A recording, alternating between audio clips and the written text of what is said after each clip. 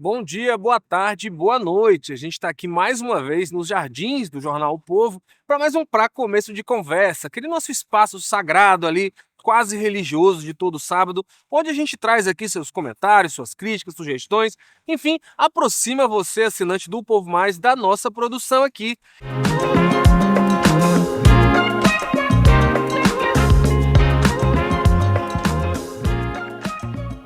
Tá pintando aí uma chance de reunião, né, entre os partidos de oposição ao PT aqui no Ceará. Na última quinta-feira, o presidente do PL do Ceará, o deputado Carmelo Neto, se reuniu na casa dele aqui em Fortaleza com o ex-prefeito de Fortaleza, Roberto Cláudio, e o prefeito de Juazeiro do Norte, Gleidson Bezerra, e discutiram ali a possibilidade de uma união entre vários partidos de oposição na eleição de 2026. Né? O presidente do PL aqui tem dito que a prioridade do partido do ex-presidente Bolsonaro aqui no Ceará em 2026 deve ser uma das vagas para o Senado Federal, que recentemente, inclusive, ganhou um nome já, né? O próprio Jair Bolsonaro, numa entrevista ali a um podcast na segunda-feira, lançou o nome do deputado estadual Alcides Fernandes, pai do deputado federal André Fernandes, como nome do PL para o Senado Federal aqui no estado. Então, né, nos bastidores, o que se fala é que ao lançar o Alcides para o Senado, o Bolsonaro teria sinalizado ali uma abertura para se discutir uma aliança tanto para o candidato a governador quanto para o candidato, né, da outra vaga de senador que vai ser aberta aqui no estado. Então já gera ali um novo burburinho com relação a isso, e o Carmelo Neto falou, inclusive citou o próprio Roberto Cláudio e o Gleidson como possíveis nomes aí para vir disputar o governo do Ceará. Já é uma mudança significativa no cenário da opinião do que vinha se pensando nas últimas semanas e meses, né? Vamos lembrar que em fevereiro o próprio André Fernandes deu uma declaração que ia um pouco diferente disso, né? O André dizia que por ele o PL lançava tanto o candidato a governador quanto a de senador, propondo ali uma chapa pura, né? Um rompimento nessa ideia de tentar ligar ali, juntar todos os partidos da oposição. Agora, com essa entrada mais forte ali do Alcides Fernandes como nome do Senado bancado pelo Jair Bolsonaro, parece que a coisa caminha mais para um acordo e é a movimentação mais, né, marcante que a gente teve da oposição no Ceará aqui nas últimas semanas. O que você pensa disso? Deixe o seu comentário aí, o que você avalia. Você acha que esses partidos vão sair juntos, vão sair separados, deveriam sair juntos, ou deveria o PL sair isolado mesmo, disputar ali, levando essa bandeira do bolsonarismo mais forte? Enfim, comenta aí que é muito bom saber a sua opinião. E vamos trazer aqui agora os comentários dos nossos assinantes das nossas produções aqui nas últimas semanas. Diz aqui, ó, sobre a coluna O Risco que Correu a Democracia, assinada pelo colega aqui da política, o Érico Firmo, o assinante Antônio Alves comenta: o STF está de parabéns, corrigindo os rumos de uma tragédia anunciada. A sociedade agora está com o bastão. Vamos fazer uma asepsia nos falsos políticos. O eleitor do Ceará precisa fazer sua parte, né? Ele comenta aqui a coluna do Érico Firmo, destacando a decisão que a gente teve nessa semana do Supremo Tribunal Federal em receber a denúncia da Procuradoria-Geral da República contra o ex-presidente Jair Bolsonaro, ali mais um núcleo, né, muito forte ali de comandantes das Forças Armadas e ali de alto escalão do governo dele, inclusive um cearense, né, o Paulo Sérgio Nogueira, que era ali do Exército Comandante na época, recebeu essa denúncia ali por vários crimes, entre eles, né, a tentativa ali de abolição violenta do Estado Democrático de Direito, golpe de Estado, e inclusive ali danos provenientes ali das manifestações, daqueles protestos golpistas do 8 de janeiro de 2023, né? E aí, sobre esse ponto, né, o Érico fala muito dessa importância de que se dá uma sinalização pelo STF de que esse tipo de coisa não pode acontecer e não pode prosperar, né? Uma coisa muito significativa que a gente viu nesse julgamento agora dessa semana foi que caiu por terra muito aquela tese que tinha, assim, alguns meses atrás, de negar que tinha sido discutido, minuta do golpe, que tinha sido discutido ali com as Forças Armadas respostas para que não, para, né, alternativas para que o Lula não viesse a assumir a presidência da República ali após a eleição de 2022. Se antes se negava isso muito categoricamente, dizia ali que era uma invenção do STF, uma perseguição do Alexandre de Moraes, com as últimas provas, delações, né, e apanhado que foi realizado muito robustamente ali pela Procuradoria-Geral da República, ficou muito claro que, no mínimo, na pior das hipóteses ali, ou na melhor das hipóteses, se discutiu alternativas para que o Lula não assumisse, se chamou, né, as Forças Armadas, se perdeu muito tempo da cúpula do Estado brasileiro para discutir se havia alguma alternativa para um presidente assumir. Isso é aceitável, né? Isso é minimamente aceitável? É isso que o Érico diz ali que não. que é preciso que haja uma punição exemplar, porque a mera discussão, a mera acionamento disso já abre um precedente muito grande, né, para que pessoas que não aceitem o resultado das urnas fiquem procurando ali subterfúgios para disfarçar um viés autoritário, um viés golpista, como algo democraticamente realizado. E isso não é aceitável, até para que não se prospere esse tipo de coisa. É o que o Érico fala e acaba que o Antônio aqui, Alves, nosso assinante, corrobora com ele, né? Vamos ver quais serão os próximos passos, né? Se para aí no Jair Bolsonaro ou se a gente deve ter, né, novos momentos de tensionamento da democracia brasileira e a ação do STF nisso. É um tema que com certeza a gente vai tratar bastante aqui em vídeos futuros, me parece muito longe de estar terminada essa polêmica. Mas ainda no mesmo tema, a gente tem um comentário aqui da assinante Camila Magalhães. Ela mandou uma pergunta pelo nosso Instagram, o Povo Mais. Ela fala aqui, queria saber do Maza, o Bolsonaro tem como escapar? A palavra que ela usa aqui. Em qual sentido, né, da palavra escapar você fala, Camila? Eu acho que, falando figurativamente, né, no sentido de se safar de uma eventual condenação, a coisa está bastante complicada ali para esse núcleo, né, duro ali, mais político, do Jair Bolsonaro e do próprio ex-presidente, né?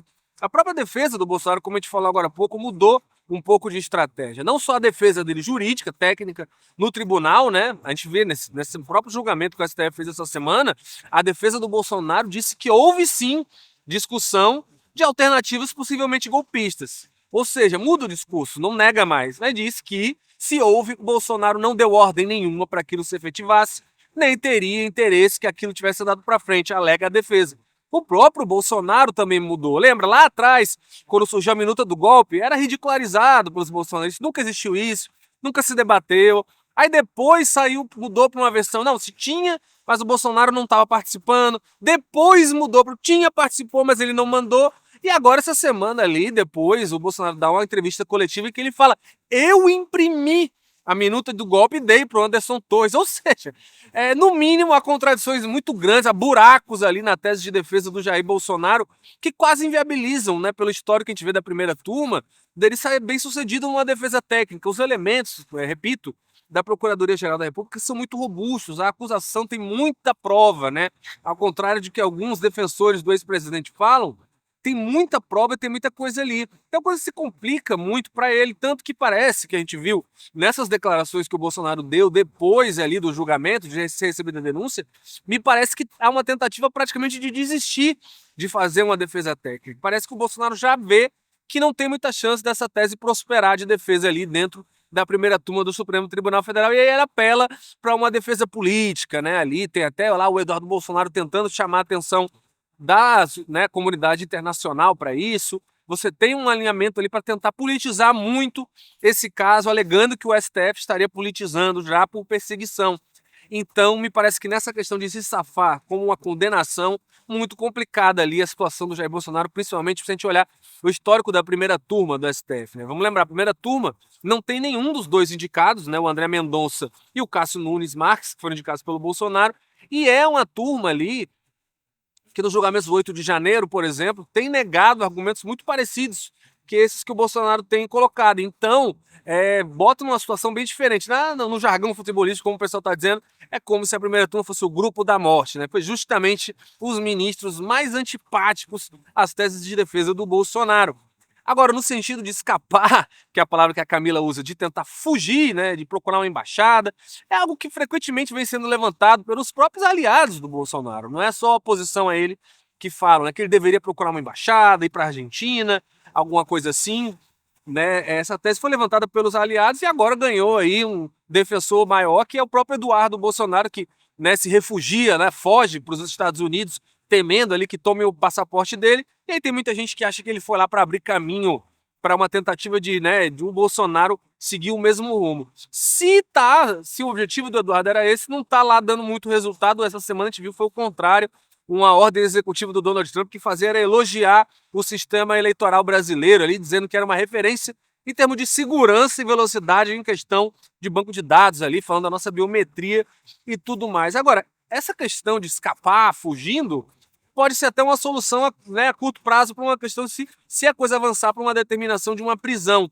Agora, seria o pior resultado possível para o Bolsonaro dentro do que ele se propõe como alternativa para o futuro político dele. A curto e médio prazo seria devastador, né? Se a gente olhar o que o Bolsonaro tem dito nos últimos meses, ele diz, né, que eu sou o plano A, B e C da direita. Ele não consegue esconder que a principal estratégia dele hoje é tentar voltar a disputar pela presidência da República, nem que seja ali, mesmo indeferido, mesmo tendo a inelegibilidade mantida, pelo menos inscrever o nome dele para depois ser substituído por outro candidato, ter ali a presença dele na urna por um tempo, né? Pelo menos entre as opções para o eleitorado. Se ele escapa, né, passa a ser a condição de fugitivo, foragido da justiça, aí esse plano vai por água abaixo, né? A gente sabe que fica muito mais difícil ele sustentar isso dessa maneira. E há um segundo problema do Bolsonaro, que é dentro da própria direita. O que a gente vê hoje, há muita gente ávida, ansiosa para disputar o capital político do Bolsonaro. O governador de Goiás, Ronaldo Caiado, que está longe de ser um comunista, um esquerdista, muito pelo contrário, é um dos nomes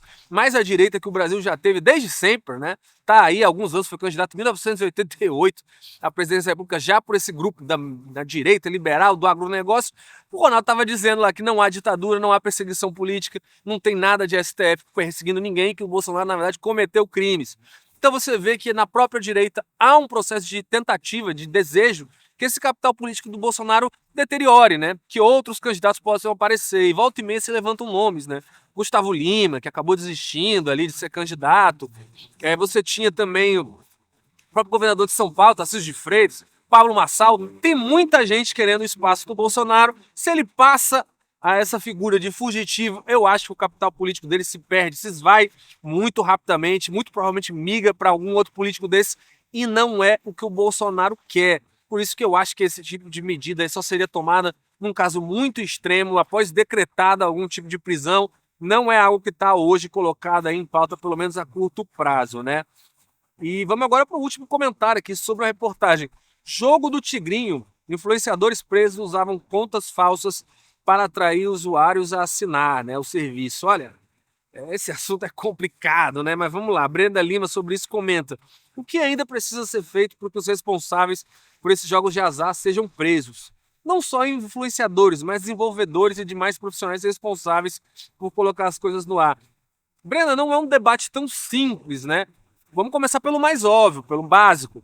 A grande maioria desses serviços, por mais que tenha raiz brasileira, não é hospedado no Brasil, né? Geralmente o pessoal vai colocar isso justamente a sede desse tipo de serviço em países que têm exigências legais menores, exigências legais de transparência mesmo, bancária, de sistema financeiro menor, né? Então é muito comum a gente ver que esses sites se instalam fora e vêm para cá apenas ali viabilizar essas apostas. Isso por si só já torna essa fiscalização muito mais difícil, né?